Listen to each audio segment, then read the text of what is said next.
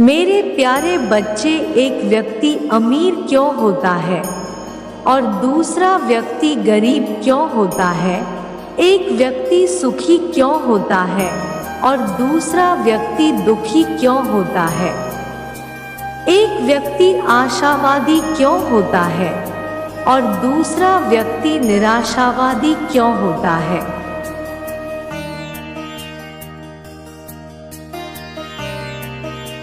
एक व्यक्ति बंगले में रहता है तथा दूसरा व्यक्ति झोपड़ी में क्यों रहता है? इन सब का एक ही कारण है और वह है इंसान की अवचेतन मन की शक्ति। मेरे प्यारे बच्चे, क्या आप जानते हो यह अवचेतन मन क्या है?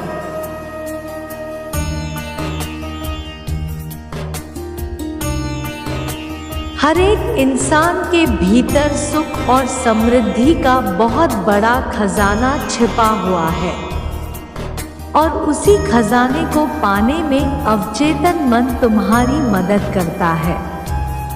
अवचेतन मन इतिहास का सबसे बड़ा रहस्य है।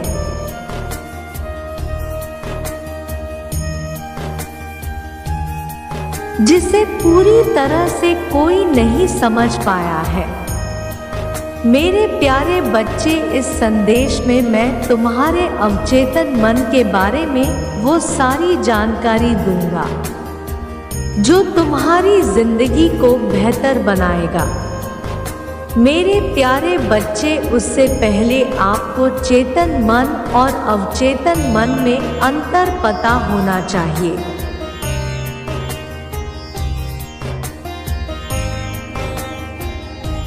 अवचेतन मन का मतलब होता है ऐसी बातें जो आपके दिमाग में बैठ गई है, जिसके बारे में आपको फिर से सोचने की जरूरत नहीं है। उसे ही कहते हैं अवचेतन मन।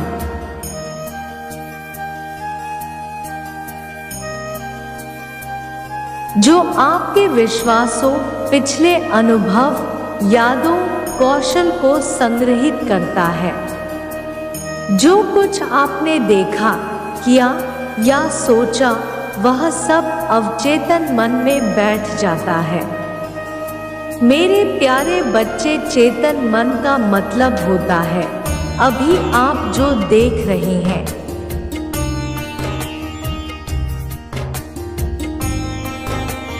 महसूस कर रहे हैं, सीख रहे हैं, यह सारी की सारी क्रिया आपके चेतन मन के द्वारा हो रही है। चेतन मन बाहरी दुनिया से जानकारी प्राप्त करता है। अवचेतन मन चेतन मन से जानकारी प्राप्त करता है।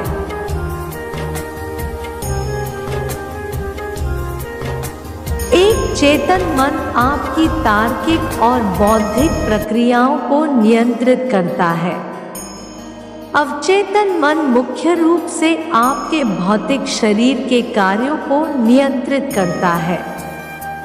एक चेतन मन निर्णय लेता है, योजना बनाता है,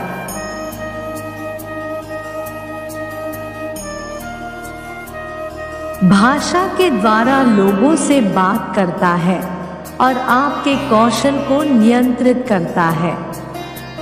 अवचेतन मन आपकी श्वास, पाचन कार्य, स्मृति, भावनाओं, विश्वासों, दृष्टिकोण आदि को नियंत्रित करता है।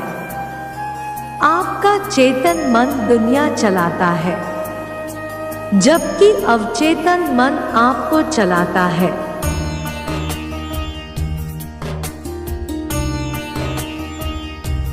चेतन मन आपके शरीर के आंतरिक और बाहरी दोनों कार्यों से अवगत है। अवचेतन मन यह केवल आपके शरीर के आंतरिक कार्यों से ही अवगत है। एक चेतन मन आपकी कुल दिमागी शक्ति का केवल 10% है।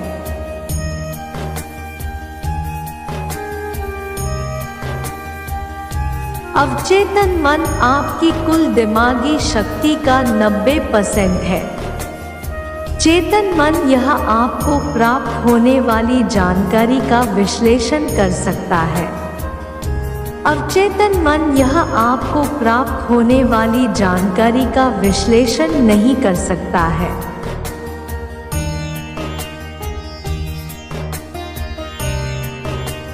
चेतन मन की स्मृति अल्पकालिक होती है। अवचेतन मन में दीर्घकालिक स्मृति होती है। यह आपकी आदतों, रिश्ते के पैटर्न और व्यसनों पर नियंत्रण रखता है।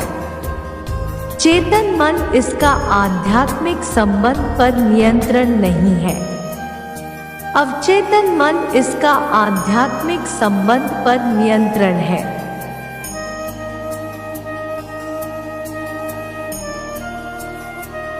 मेरे प्यारे बच्चे, जैसा कि आप जानते हैं, एक वास्तुशास्त्र ही घर का नक्शा बनाता है और किसी भी घर की बनावट उनकी नींव पर निर्भर करती है। अगर वास्तुशास्त्र ने नक्शा गलत बनाया तो घर की नींव बिगड़ जाएगी और उसके बाद घर की बनावट भी बिगड़ जाएगी।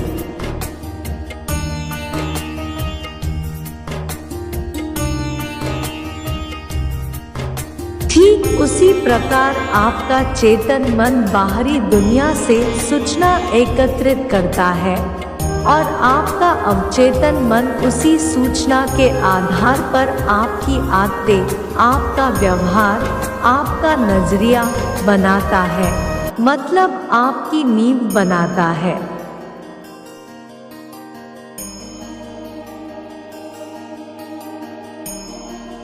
अगर आपके चेतन मन ने दुनिया से गलत सूचना एकत्रित की तो आपका अवचेतन मन आपकी आदतें भी गलत बना देगा। और एक बार जब आदतें बन जाती हैं तो आपका अवचेतन मन उन्हें इतनी आसानी से बदलने नहीं देता।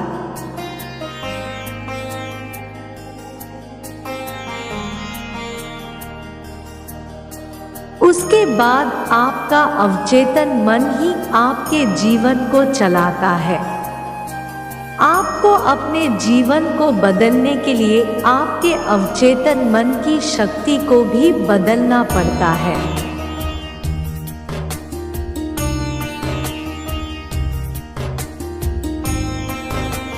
अवचेतन मन से मनचाहे परिणाम पाने के लिए आपको कल्पना शक्ति का प्रयोग करना चाहिए, इच्छा शक्ति का नहीं। इच्छा शक्ति और कल्पना शक्ति में बहुत अंतर होता है। इच्छा शक्ति किसी धार्मिक स्थल पर बैठा बुरे कर्म वाले व्यक्ति प्रवचन सुनकर सोचता है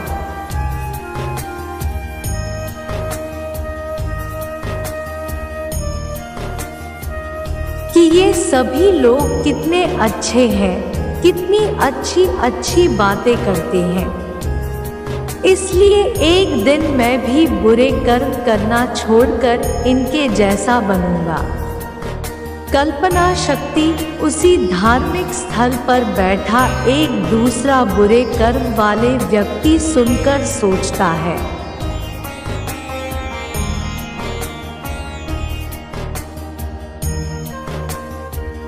कि ये सभी लोग कितने अच्छे हैं, कितनी अच्छी अच्छी बातें करते हैं, और वह उस दिन की तारीख अपनी डायरी में नोट कर लेता है और अपने आप से कहता है, ठीक 1 वर्ष बाद आज ही के दिन मैं यहाँ फिर आऊँगा और तब मैं बुरे कर्म करना छोड़ चुका होऊंगा।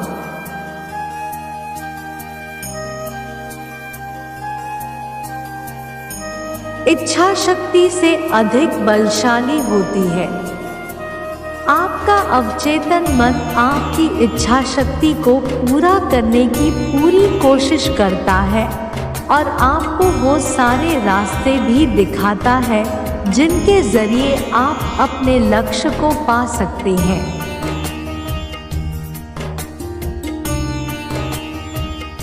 दूसरे बुरे कर्म वाले व्यक्ति ने अपने आप को सुधरने का 1 वर्ष दिया है, लेकिन पहले बुरे कर्म वाले व्यक्ति ने कोई समय नहीं दिया, इसलिए वह कभी भी बुरे कर्म करना नहीं छोड़ पाएगा।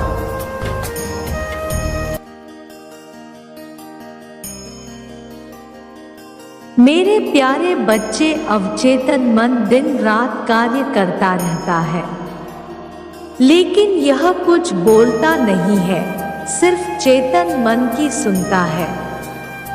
इसलिए इसकी ताकत का अंदाजा नहीं लगा सकते, और अगर कोई इसके बारे बताए तो भी सरलता से इस पर विश्वास नहीं होता।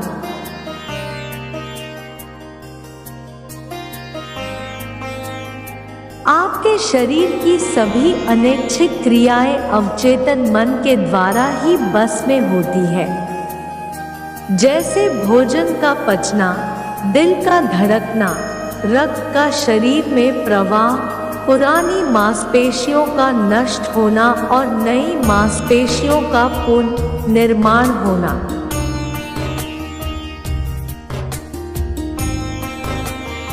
किसी भी व्यक्ति का हाव भाव, रहन सहन, चलना, उठाना, बैठना आदि कार्य उसके अवचेतन मन के द्वारा ही किए जाते हैं। मेरे प्यारे बच्चे, जो अवचेतन मन की इस शक्ति को समझ जाएगा, वो अपनी तकदीर खुद लिखना सीख जाएगा।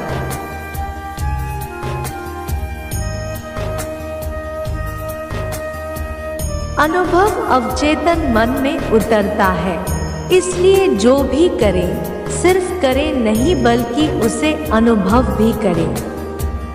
अपना ख्याल रखना मेरे बच्चे। मेरा आशीर्वाद सदैव तुम्हारे साथ है। तुम्हारा कल्याण हो।